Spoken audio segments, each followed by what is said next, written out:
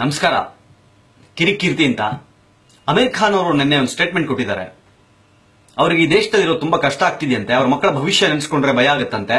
ಅವ್ರ ಹೆಂಡತಿ ನಾವು ಈ ದೇಶ ಬಿಟ್ಟು ಹೋಗೋಣ ಅಂತ ಹೇಳ್ತೀರಂತೆ. ನಮ್ಮ ಭಾರತ ದೇಶ ಅವರಿಗೆ ಇಂಟಾಲರೆಂಟ್ ಅಂತ ಅನಿಸ್ತಾ ಇದೆಯಂತೆ.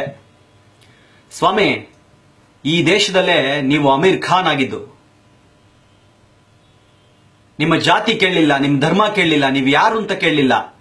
ನಿಮ್ಮ ಟ್ಯಾಲೆಂಟ್ ಮಿಸ್ಟರ್ ಪರ್ಫೆಕ್ಷನಿಸ್ಟ್ ಅಂತ ಹೇಳ್ಕೊಂಡು ಇಡೀ ದೇಶ ನಿಮ್ಮ ಸಿನಿಮಾನ ಸೂಪರ್ ಡೂಪರ್ ಹಿಟ್ ಮಾಡ್ತು. ಇವತ್ತಿಗೂ ಭಾರತದ ಅತಿ ಹೆಚ್ಚು ಜನ ಇರುವಂತಹ ಒಂದು ಧರ್ಮದ ವಿರುದ್ಧ ನೀವು ಅದೇನೇನೋ ತೋರಿಸಿದ್ರಿ PK ಸಿನಿಮಾದಲ್ಲಿ. ಅದು ಇವತ್ತಿನ ತನಕ ಗ್ರಾಸ್ ಕಲೆಕ್ಷನ್ ಮಾಡೋದ್ರಲ್ಲಿ ನಂಬರ್ 1. ನೀವು ಹೇಳ್ತೀರಿ ನಮ್ಮ ದೇಶ ಇಂಟಾಲರೆಂಟ್, ಅಸಹಿಷ್ಣುತೆ ಇದೆ ನಮ್ಮ ದೇಶದಲ್ಲಿ. ನಿಮ್ ಪ್ರಕಾರ ನಾನು ನಿಮ್ ಫ್ಯಾನೇ, ಆದ್ರೆ ಅದಕ್ಕಿಂತ ಮೊದಲು ನಾನು ಭಾರತೀಯ. ನನ್ನ ದೇಶದ ವಿರುದ್ಧ ನಾನು ಹೆಂಗ್ರಿ ವಿರುದ್ಧವಾಗಿ ಮಾತಾಡ್ತೀನಿ? ನಿಜವಾಗ್ಲೂ ನಿಮ್ಗೆ ಅಸಹಿಷ್ಣುತೆ ಇದೆ ಅನ್ಸಿದ್ರೆ, ಇಂಟಾಲರೆಂಟ್ ಇದೆ ಅನ್ಸಿದ್ರೆ ಅದನ್ನ ಹೇಳೋ ಅವಶ್ಯಕತೆ ಇಲ್ಲ. ಜನಗಳಿಗೆ ಹೆದರಿಸಬೇಡಿ. ನೀವು ಹೇಳಿ ಅದನ್ನ ಹೆಂಗ್ ಸರಿ ಮಾಡ್ಬೋದು, ಜನಗಳ ಮನಸ್ಸಲ್ಲಿ ಆ ತರ ವಾತಾವರಣ ಬರ್ದೇ ಇರೋ ತರ ಹೆಂಗ್ ನೋಡ್ಕೋಬೇಕು ಅಂತ ಫಸ್ಟ್ ಕಲ್ತ್ಕೊಳ್ಳಿ. ನೀವು ಅಷ್ಟು ದೊಡ್ಡ ಸ್ಟಾರ್ ಆಗಿ ಇನ್ಕ್ರೆಡಿಬಲ್ ಇಂಡಿಯಾ ಅಂತ ಹೇಳಿ ಅತಿಥಿ ದೇವೋ ಭವ ಅಂತ ನಿಮ್ಮನ್ನ ನಾವು ಬ್ರ್ಯಾಂಡ್ ಅಂಬಾಸಿಡರ್ ಮಾಡಿದ್ರಲ್ರಿ. ಇವತ್ತು ನೀವು ಭಾರತಕ್ಕೆ ಅತಿಥಿಗಳೇ ಬರ್ದಿರೋ ತರ ಸ್ಟೇಟ್ಮೆಂಟ್ಗಳನ್ನ ಕೊಡ್ತಿದ್ದೀರಿ. ನೀವು 3 Idiots ಸಿನಿಮಾದಲ್ಲಿ ಆಲ್ ಈಸ್ ವೆಲ್ ಅಂತಿದ್ರಿ. ಯಾಕೆ? ಇವಾಗೆಲ್ಲ ಸರಿ ಇಲ್ಲ ಅಲ್ಲ ದೇಶದಲ್ಲಿ. ಸಣ್ಣ ವಿಚಾರಕ್ಕೆ ಆಲ್ ಈಸ್ ವೆಲ್ ಅಂತೀರಿ. ಇವತ್ತು ಆಲ್ ಈಸ್ ವೆಲ್ ಇಲ್ಲ. ಸತ್ಯಮೇವ ಜಯತೆ ಅಂತ ಪ್ರೋಗ್ರಾಮ್ ಮಾಡ್ಬಿಟ್ಟು ಏನ್ ಮಾತಾಡ್ತಾ ಇದ್ರಿ ಸ್ವಾಮಿ? ಕಣ್ಣೀರ್ ಹಾಕ್ತಾ ಇದ್ರಿ. ನಾವು ನಿಮ್ಮನ್ನ ನೋಡಿ ಎಂತ ಮನುಷ್ಯ ಅಂತಿದ್ವಿ. ಎಲ್ಲಿ ಸ್ವಾಮಿ ನಿಮ್ ಸತ್ಯ? ಎಲ್ಲಿ?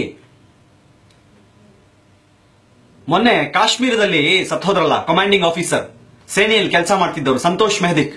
ಅವ್ರು ಸತ್ತೋದಾಗ ಅವ್ರ ಹೆಂಡತಿಗೆ ಹೋಗಿ ಮೀಡಿಯಾದವ್ರು ಮೈಕ್ ಹಿಡಿದ್ರೆ ಏನಂದ್ರು ಗೊತ್ತಾ? ನನ್ನ ಗಂಡ ಸತ್ರು ಪರವಾಗಿಲ್ಲ, ನಾಳೆ ನನ್ನ ದೇಶ ಕಾಪಾಡೋಕೆ ನನ್ನ 2 ಮಕ್ಕಳು ಸಹಿತ, ಒಂದು ಗಂಡು ಒಂದು ಹೆಣ್ಣು, ಅವರು ಸಹ ಭಾರತ ಸೈನ್ಯವನ್ನು ಸೇರ್ತಾರೆ ಅಂತಂದ್ರು. ನೀವು ನಿಮ್ಮ ಮಕ್ಕಳಿಗೆ ಇಲ್ಲಿ ದೇಶ ಸರಿ ಇಲ್ಲ, ದೇಶ ಬಿಟ್ಟು ಹೋಗ್ತೀನಿ ಅಂತೀರಿ. ಯಾವತ್ ಸ್ವಾಮಿ ನ್ಯಾಯ? ಏನ್ ಸ್ವಾಮಿ ನೀವೆಲ್ಲ ಸ್ಟಾರ್ಗಳು? ಜನಗಳು ಅರ್ಥ ಮಾಡ್ಕೋಬೇಕು ಇವಾಗ. ಏನ್ ಬೇಕು, ಯಾರು ಬೇಕು ನಮ್ಮ ದೇಶಕ್ಕೆ ನಿಜವಾಗ್ಲು ಅಂತ. ಇಷ್ಟೇ ಸ್ಟಾರ್ಗಳ ಕೆಲಸ. ಸಿನಿಮಾದಲ್ಲಿ ಡೈಲಾಗ್ ಹೊಡೆಯೋದು, ಟಿವಿಯಲ್ಲಿ ಕುತ್ಕೊಂಡು ಪ್ರೋಗ್ರಾಮ್ ಮಾಡೋದು ಆಗಲ್ಲ. ಇಲ್ಲಿರ್ಬೇಕು ಸ್ವಾಮಿ. ಇಂಡಿಯನ್ ಗವರ್ಮೆಂಟ್ಗೆ ನೀವು ನೋಡ್ತಾ ಇರೋ ಜನ, ನೀವು ಲೆಟರ್ ಬರೀರಿ.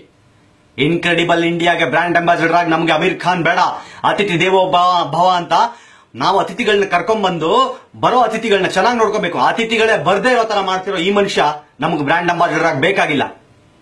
ನಿಮ್ಮ ಮೊಬೈಲ್ ನಲ್ಲಿ ಸ್ನ್ಯಾಪ್ಡೀಲ್ ಅಪ್ಲಿಕೇಶನ್ ಇತ್ತು ಅಂದ್ರೆ ಡಿಲೀಟ್ ಮಾಡಿ. ಅಮೀರ್ ಖಾನ್ ಸ್ನ್ಯಾಪ್ಡೀಲ್ ನ ಅಂಬಾಸಿಡರ್ ಅಲ್ಲ, ಬ್ರ್ಯಾಂಡ್ ಅಂಬಾಸಿಡರ್ ಅಲ್ಲ ಅನ್ನೋ ತನಕ ನಮಗ ಅದರಿಂದ ಯಾವ ಪರ್ಚೇಸ್ ಮಾಡಬೇಕಾಗಿಲ್ಲ. ಅವ್ರಿಗೆ ದುಡ್ಡು ಮಾಡ್ಕೋತಿದ್ದಾರೆ, ನಾವು ಸಾಯ್ತಾ ಇದೀವಿ.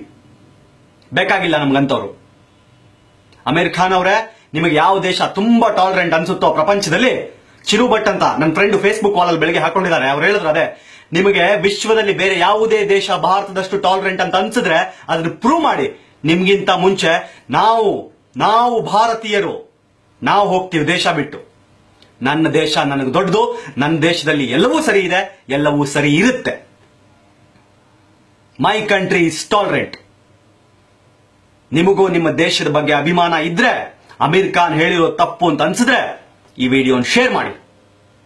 ಭಾಷೆ ಬರ್ದಿದ್ರು ಯಾವನ್ನಾದ್ರೂ ಪಕ್ಕದಲ್ಲಿ ಕನ್ನಡ ಬರೋನು ಕೂರಿಸ್ಕೊಂಡು ಏನ್ ಬೈತಿದ್ದಾನೆ ಅಂತ ಕೇಳಿಸ್ಕೋಬೇಕು ಅವ್ರು. ಜೈ ಭಾರತಾಂಬೆ.